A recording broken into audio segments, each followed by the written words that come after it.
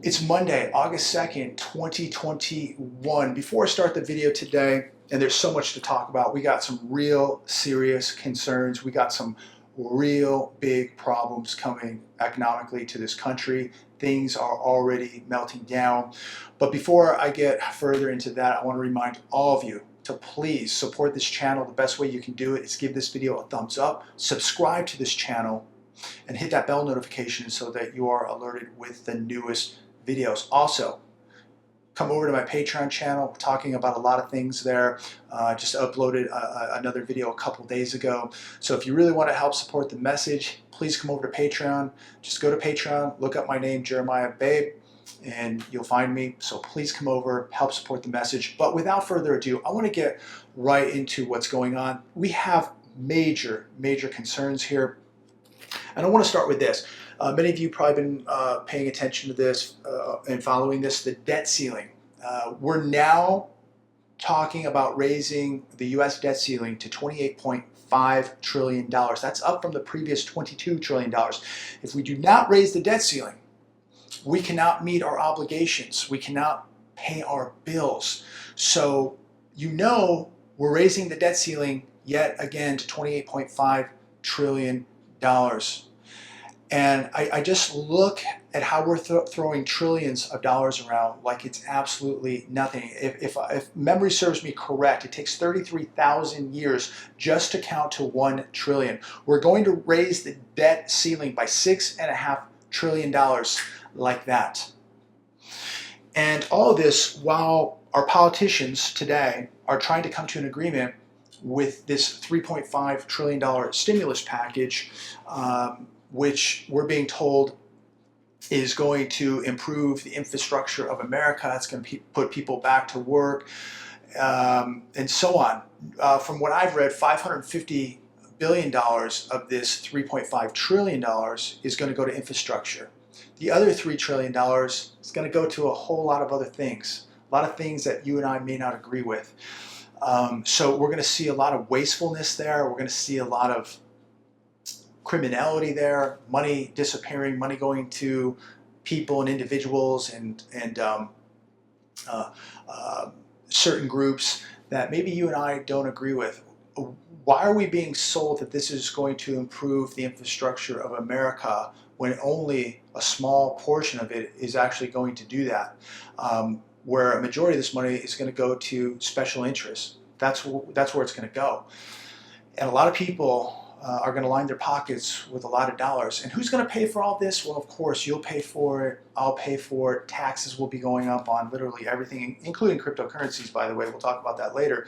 But I bring this up because as people are going to be evicted now, the moratoriums have expired. 10 states will extend it, but the majority of America, the games have begun. The courthouses are packed, they're flooded, and the evictions are going to begin. And you're going to see the eviction rate increase every month now. But while all this is going on, I read an interesting article today on the hedge. There's an unemployment cliff coming. More than 7.5 million people may fall off that cliff. Federal unemployment programs that have paid jobless benefits since March 2020 are poised to end September 6th. It doesn't appear that Congress is going to extend them. Congress is just figuring out how it can print more money and tax all of us more to pay for this.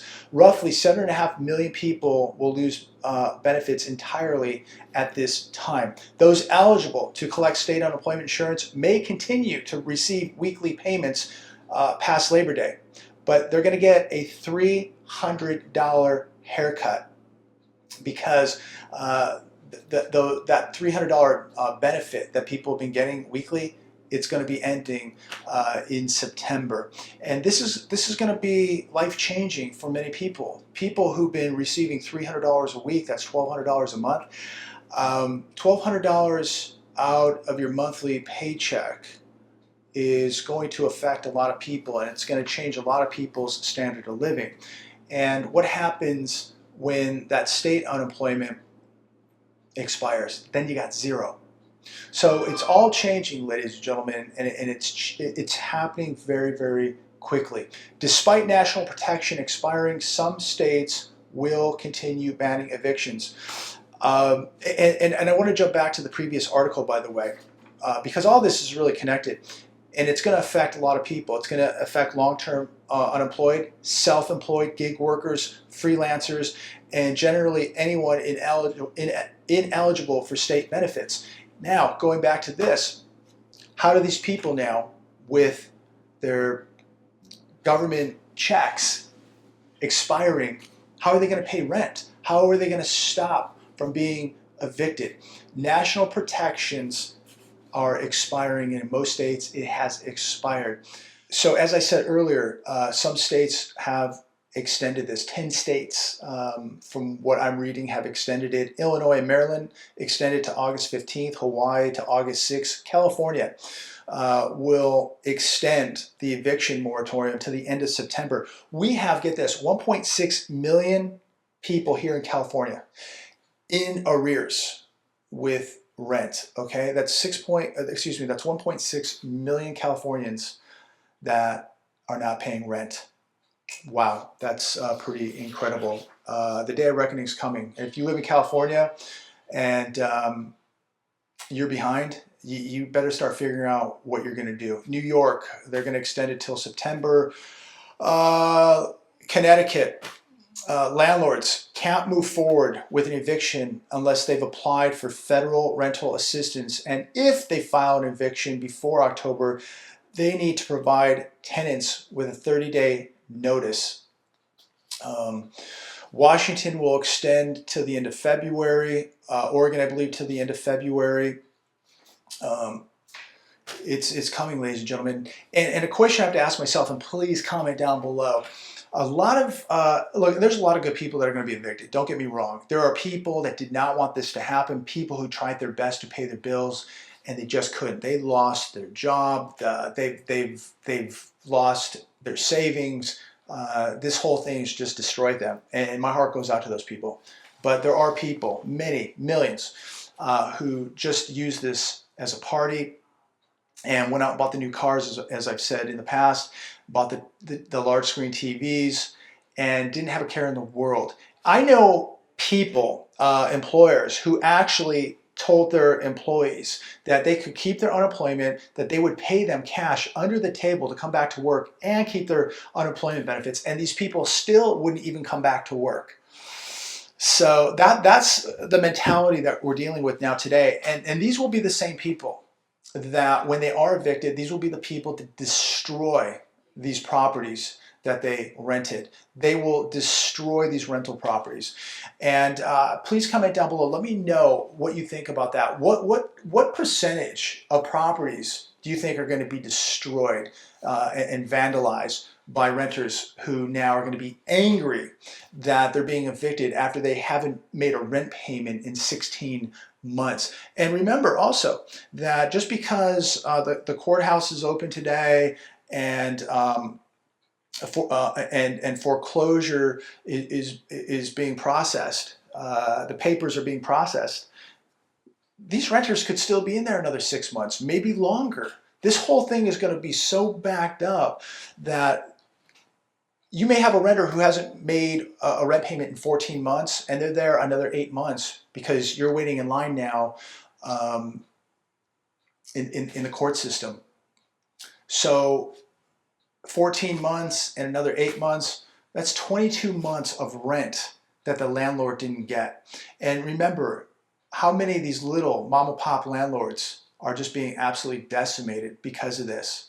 And you have the small mom and pop businesses who cannot compete with the government paying people to stay at home at $25 or $35 an hour when you take in the food stamps, the unemployment, the benefits, and all this other federal aid that people are getting. Some of these people, like in Illinois, are making $35 an hour, over $51,000 a year to sit at home. And these small businesses cannot compete with what the government is paying. And so this whole thing is going to be a giant disaster. So we're going to see more small business decimated. We're going to see the small landlords decimated. We're going to see property damage unlike we've ever seen, because people, these same people are going to be angry that now they have to pay their bills. Billionaires segregate themselves on luxury private islands as ordinary people are told that they can't travel. This is on the hedge. And we are possibly looking at this economy closing down again. Small, medium businesses close down. Sam's Club, Costco, Walmart will stay open. Taco Bell, Jack in the Box, McDonald's, all of them will stay open, but small mom and poppers will close down. So your business will close down. The big boys will stay open. The gyms will close down again. So obesity, eating the fast food, the junk food, gyms close. I mean, this is just a really bad recipe again for everybody. A recipe for disaster.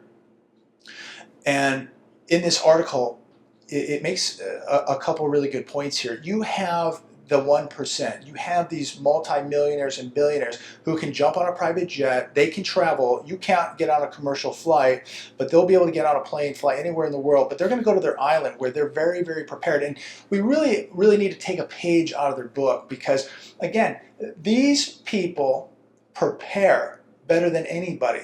While many people laugh at it and judge it and tell you things like this can never happen, the 1%, the billionaires, they got their jet fueled up and ready to go. They got security teams ready to go. They have farms. They have cattle.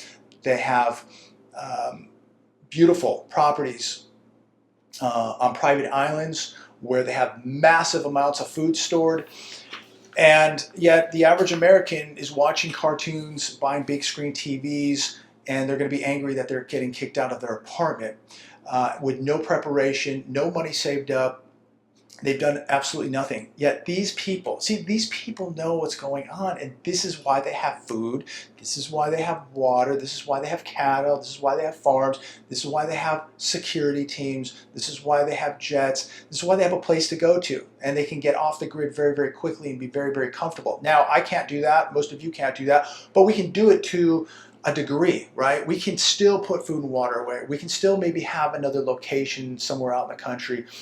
If you have a couple acres, maybe you have some cattle like Aaron, maybe you have some chickens, maybe you have a pond with water and fish. There are people that you don't need to make $1 million a year, and you can do this to a degree and prepare. And even if you live in an apartment, why don't you have 30, 60, 90 days of food and water put away? Why don't you have security preparations? You can do that. It doesn't take a whole lot of money to have 3 months of food and some security. If things shut down again, it's going to be very bad for the 99%. The 1% will make more money than ever. During the last shutdown, the 10 richest men, their wealth rose by $540 billion during the first year of the health crisis. We witnessed the 1% create a rigged economy, causing more wealth inequality during the worst economic shutdown. It really makes me sick how so many Americans have lost everything, especially the small and medium business owner, while these people literally had a blast. They were at the private islands golfing, playing volleyball, surfing, eating fine cuisine, while a majority of Americans ate up their wealth, just trying to save their businesses, trying to save their homes. And we don't even know the fallout yet, okay? Because the moratorium just expired yesterday, all right? And we still have a forbearance moratorium that is going to be expiring at the end of September, where we have millions of people behind on mortgage payments, and now we have over 10 million people in this rent moratorium that has expired who are going to have to find a place to live. They're going to have to find a job. And if you don't have a family and you don't have a network to fall back on, you can be homeless very, very quickly. If this economy shuts down again, we are going to be living in a hell. But the 1%, they will be at their exotic islands with their private jets, their private yachts, their private security, their private chefs. And they're going to come and scoop up your house, your friend's house, houses by the thousands, the millions, neighborhoods of houses. I mean, look, these are the Blackstones, the BlackRocks, the Vanguards. These are the people behind all this. And so while these people are having the time of their life, and Americans suffer without enough food, without enough jobs, without well-paying jobs, these people literally seem to get away with murder. It's really, I mean, it's really unbelievable that a small group of people, just a few people, have more than half of the wealth in this country. And a lot of these people, they didn't even earn it. It just, the Fed and the government gave it to them, the very top of the pyramid. They're up there, that 1%, and they never shared it with the rest of the country. And now the country is starving financially. This country is wounded financially. And we have China just chomping at the bit to take over the entire world, in my opinion.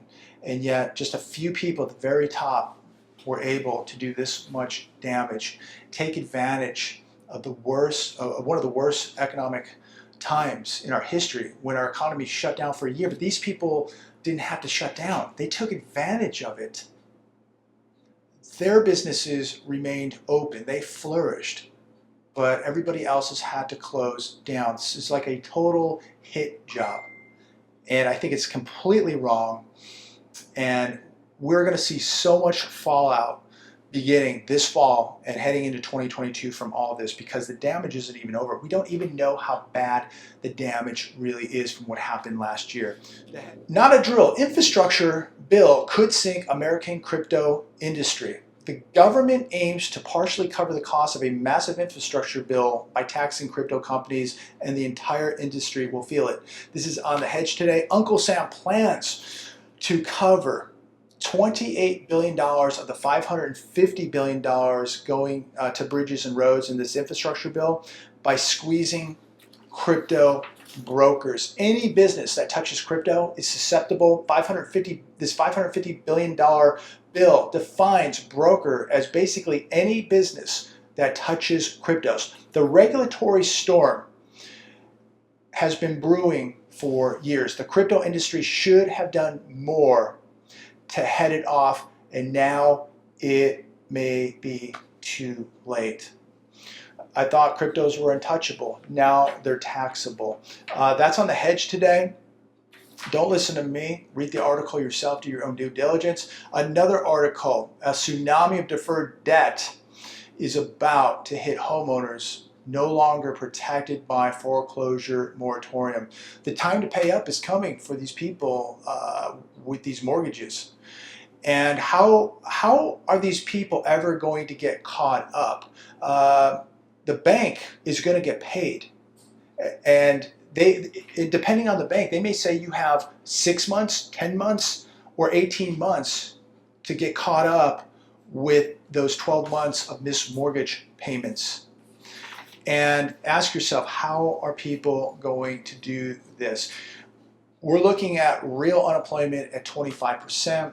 Wages are not keeping up with the cost of living. You're looking at massive inflation surging now in America, and now the possibility of the economy being shut down yet again. 1.5 million people are at least 3 months behind on their mortgage without the protection of a forbearance plan. 2 million people are in a forbearance plan right now.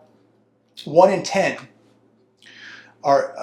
people in forbearance will not have enough equity to sell. Over 500,000 homeowners had exited forbearance by June 15th, but were still delinquent according to Black Knight data.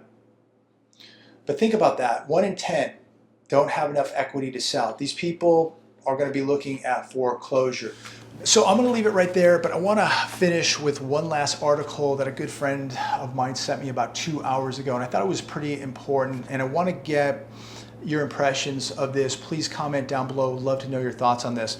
And it comes from The Hedge. It's titled, World's Largest Pension Fund Slashes U.S. Treasury Exposure by Record Amount. Japan's government pension investment fund slashed its U.S. government bonds and bills to 35% of foreign debt holdings in the 12 months ended March from 47%. Japan is a staunch ally and supporter of America. So the question is, please comment down below. I want to know your thoughts on this. Why is Japan dumping US treasuries? What do they know that we don't know? Do they know something? Is something happening? Please comment down below. Love to know your thoughts on what's happening and why Japan, our staunch ally and supporter, why are they dumping US treasuries? What does this mean? Comment down below. I'm going to leave it there. Have a phenomenal rest of the day. Have a phenomenal week. Continue the preparations. Continue to stay on track. Real serious concerns are brewing here in America right now, and reality is beginning to settle in. The rubber is meeting the road. Millions of people now are beginning to worry about where they're going to go, what they're going to do. Cars have been repossessed. Now the condo, the apartment, the house is going to be repossessed. What are people going to do? And people now are going to get very worried. And people are going, I believe, to lash out. We're going to see problems socially begin to really heat up in America, because when people lose their homes and their apartments, they go hungry, the benefit checks run out. This whole thing is going to be an absolute disaster. You are looking at a perfect storm. Yet the 1% are at their islands, they're playing golf today, they're having a lot of fun, and 99% of this country is going to pay for that fun. We're watching a financial destruction being let loose on America. Prepare the best that you can, ladies and gentlemen. It is about to get very, very real.